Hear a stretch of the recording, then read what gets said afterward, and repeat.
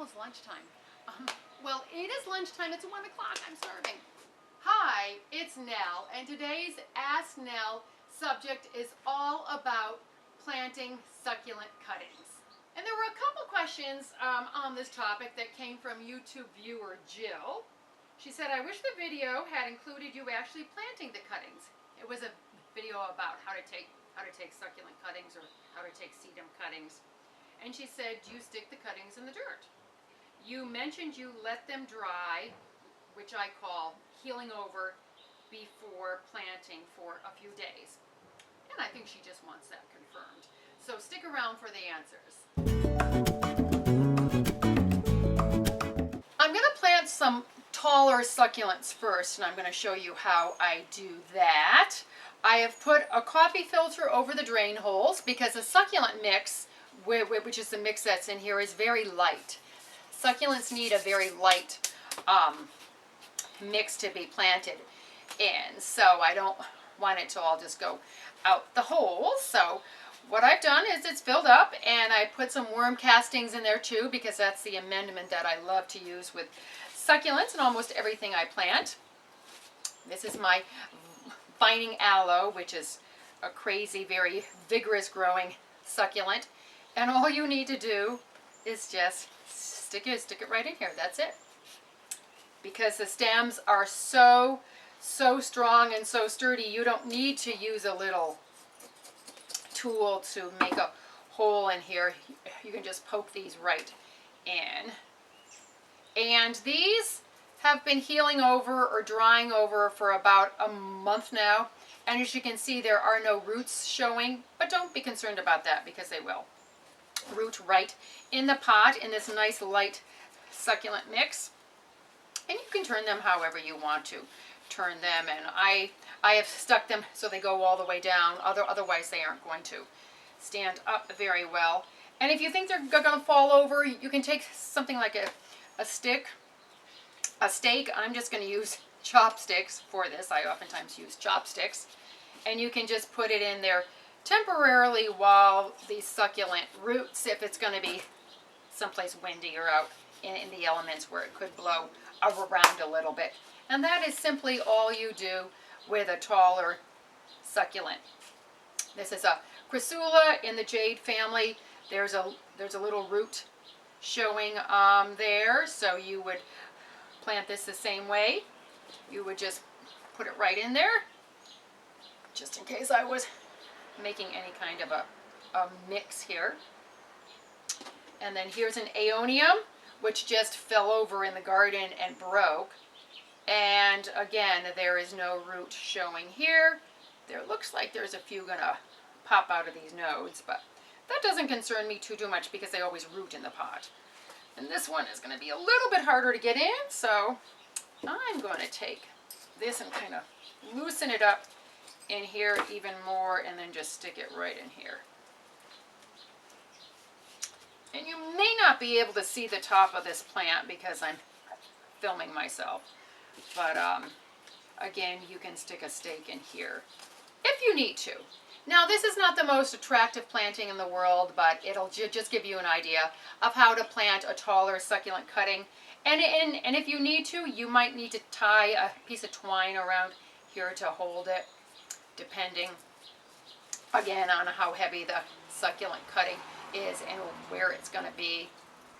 I'm never too concerned about getting mine to stay straight up. I think it's a little more interesting if they're shooting out at a bit of an angle. And then I keep it dry for about 5 days before I water these cuttings in.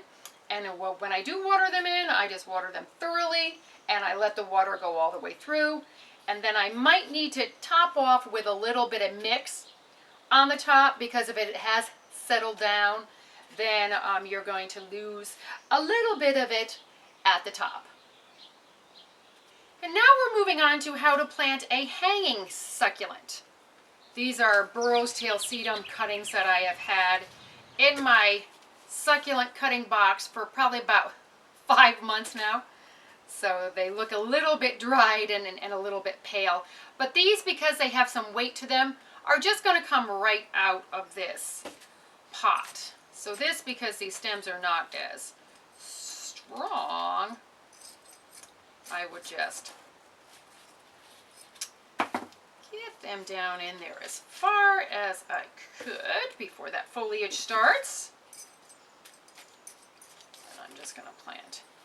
Again, I'm not doing this to show you how beautiful they will turn out. I'm just doing it so I can show you how to plant the cuttings.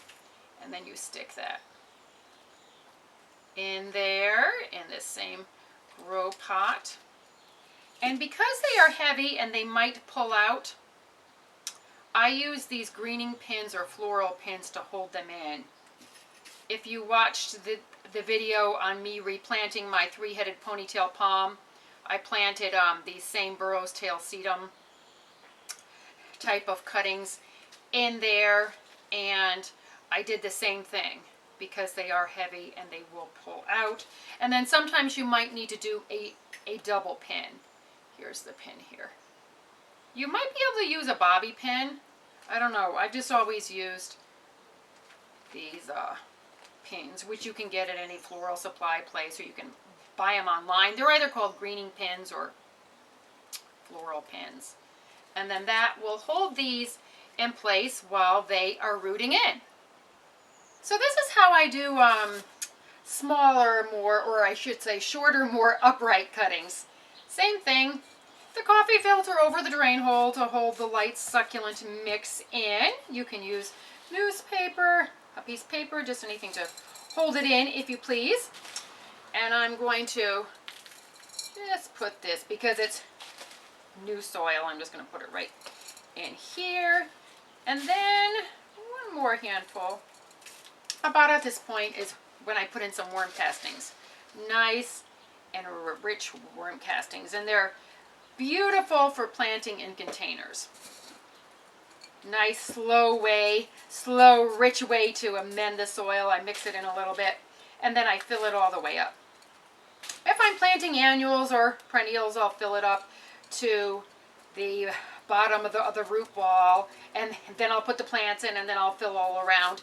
But with these succulent cuttings, you can just go ahead and fill the pot right up. Now, this is some miniature jade right here, and the roots are showing here, but that doesn't matter. I'm just going to plant it here. These have been growing in my front raised bed, so they're kind of at an awkward angle.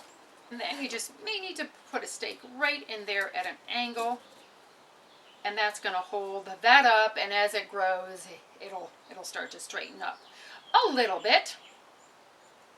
And with a leaf cutting, like this graptivaria here, you can see the roots are right there. You just do the same thing. I'm just going to use the same pot because it's here. Just put a little bit of the soil over the roots, and then the roots will just work their way in just fine. Oh, let me get these cuttings out of the way. I always have cuttings all over my utility room, all over the garden. I just cut them sometimes and leave them. I would normally put a leaf cutting into a saucer like this, but I thought because the pot was here, I just do it. I have some individual little string of pearls that are rooting in there. The individual pearls are there because you can root those too. And here I want to show you my flapjack plant, or petal plant. It has a lot of different names. I have a bed of them out front, and I planted this one from a cutting of about this size, and as you can see, there are babies appearing at the base of it now. And this has only been planted for about 6 months, I think. Doing fine. And again, there are no roots showing on this, but it doesn't matter. This I might have to do this just to get this big fat stemmed down in there. Just kind of pat it on in there, and then I will top it off with some worm castings. A nice little layer of top dressing. If you have some compost, you can just use that. Whatever you use as a organic amendment is fine. I always use organic. And that is all good to go. Again, I will keep it dry, and I will water it in about 5 days or so, and top it off if I need to. I live in Southern California where I plant a lot of succulents in the ground. And I don't plant them in pots first and then plant them in the ground.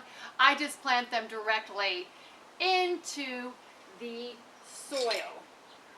And I will work the soil with something like a pick or a fork or a small trowel here, or even a chopstick, depending on the type of cutting I'm planting and the size, and it works just fine. Now, if your soil is really heavy, it's not going to work because succulents like a nice, loose, draining soil. And I always plant them with worm castings and sometimes even some organic compost. And I oftentimes have to stake them up in the garden to get them to stay out. But they're really easy to plant in the garden, and they root in the garden just like they root in the pots. Jill, thank you for bringing it to my attention that I had never done a video on this topic, and for your questions.